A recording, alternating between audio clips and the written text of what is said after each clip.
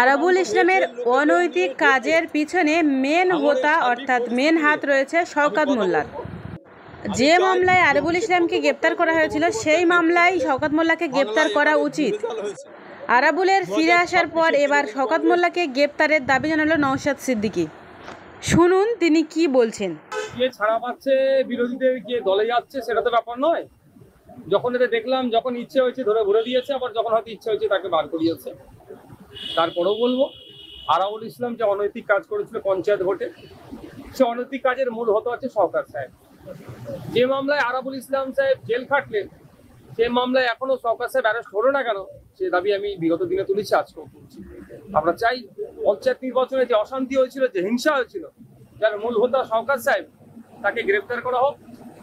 উন্নয়ন করতে গেলে দলের সঙ্গে থাকতে হবে, তৃণমূল ছাড়া উন্নয়ন সম্ভব নয়। সেই জন্য আমি তৃণমূল দলে আবার ফিরে এলাম। সেই করাপ্টেড নেতাটা কাকে মনে করছে?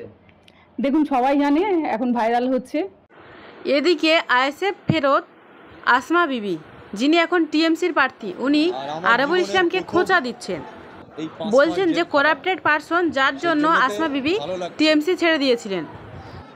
দল বদলের পরে নতুন দলকে নিয়ে প্রশংসায় পঞ্চমুখ আসমা বেগম। শুনুন তার কথার পরিপ্রেক্ষিতে নওশাদ সিদ্দিকী কি বলেছেন। বলছে দুটো বলতে দিন, তৃণমূলের জায়গাটা করবে তো তিনি করে নেবেন তো।